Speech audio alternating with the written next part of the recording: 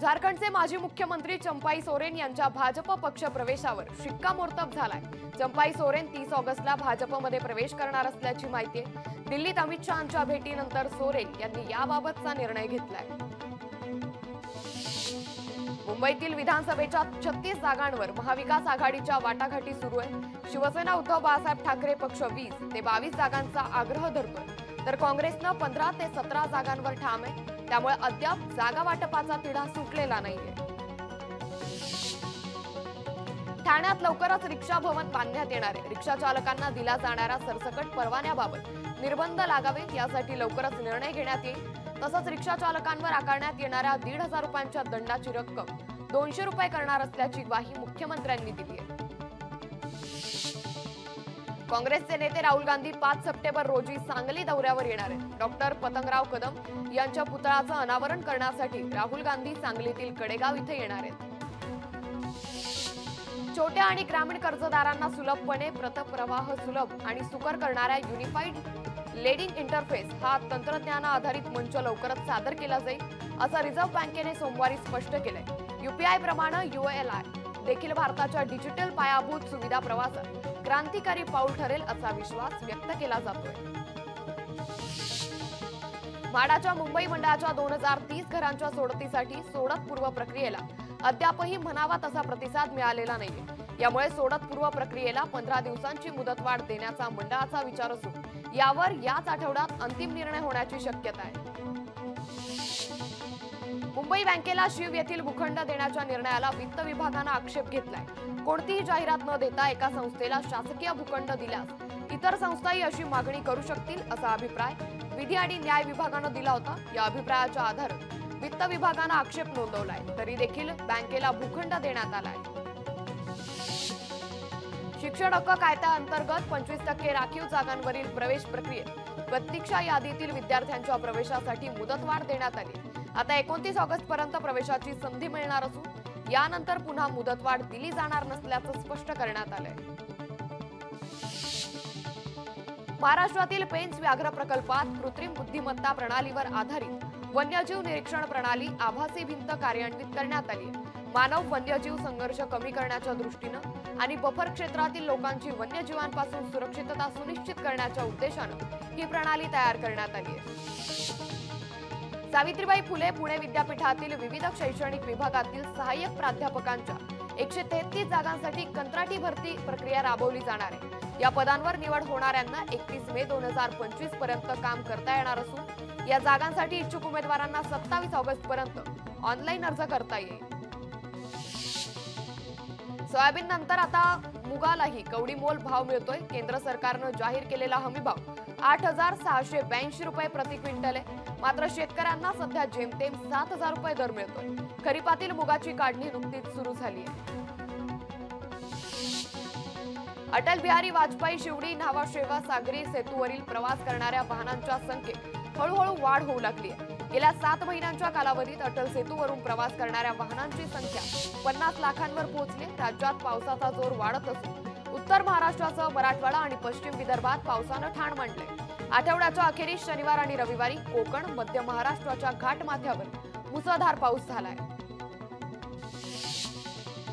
धुळ्यासह साक्री तालुक्यात मुसळधार पाऊस कोसळतोय। पावसामुळे अक्कलपाडा धरणात पाण्याची आवक वाढली आहे। सध्या अक्कलपाडा धरणातून टप्प्याटप्प्याने 25,000 क्युसेकनं विसर्ग करण्यात आल्यानं पांझरा नदीवरील 2 पूल पाण्याखाली गेले। त्यामुळे नदीकाठच्या गावांना सतर्कतेचा इशारा देण्यात आलाय।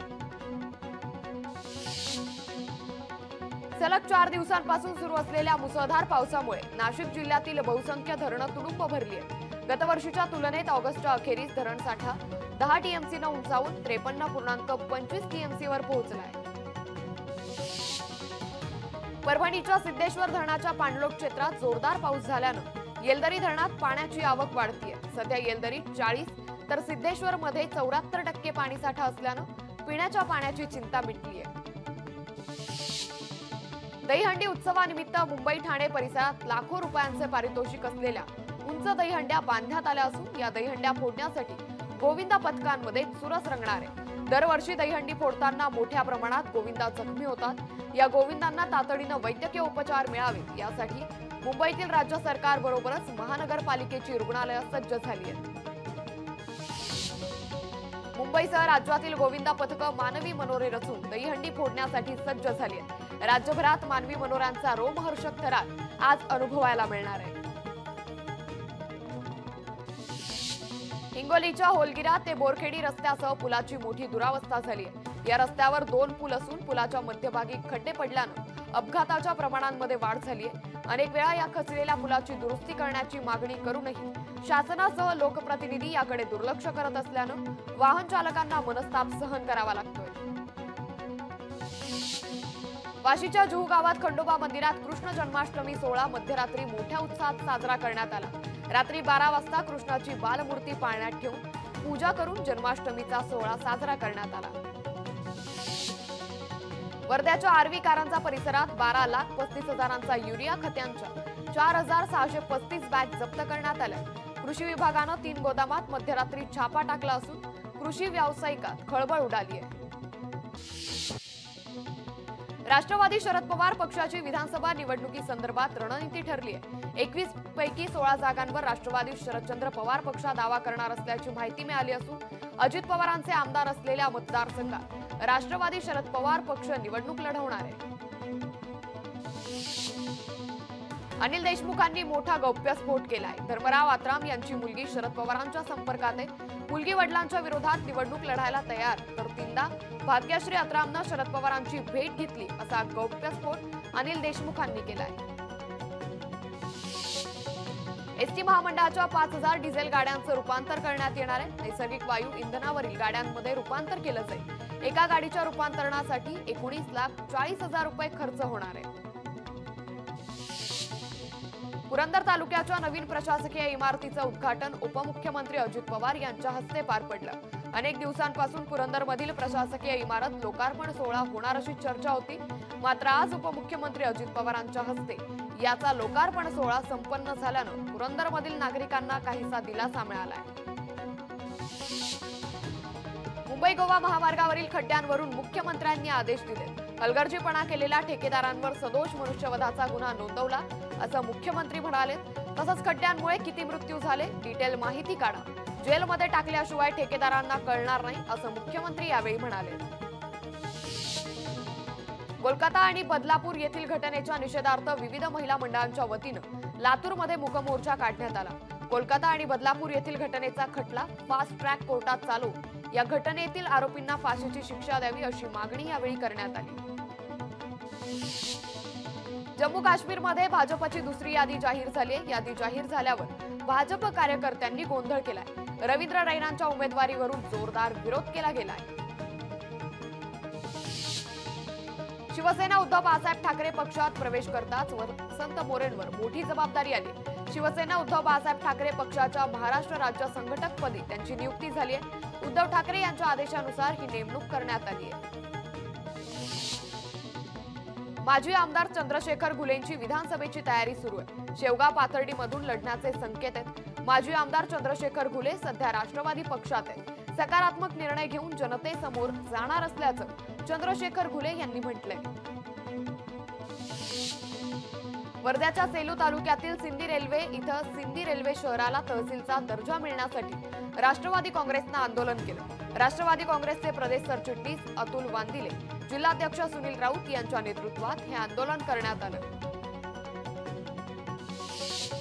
आंतरराष्ट्रीय क्रिकेट परिषदेला लवकरच नवा अध्यक्ष मिळणार आहे। या शर्यतीत बीसीसीआय सचिव जय शहांचं नाव आघाडीवर असून बीसीसीआयच्या सचिवपदी अरुण जेटलींच्या मुलाची वर्णी लागण्याची शक्यता वर्तवण्यात जाते।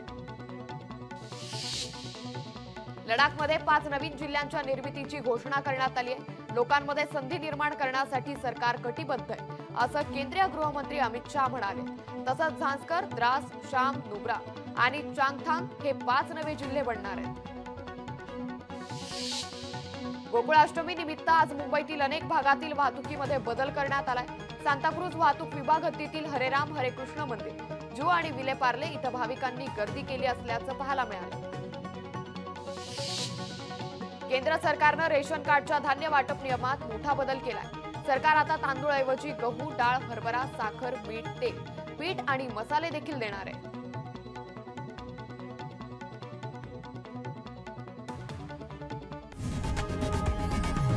लोकशाही मराठी ऐका, पहा, जागरूक रहा.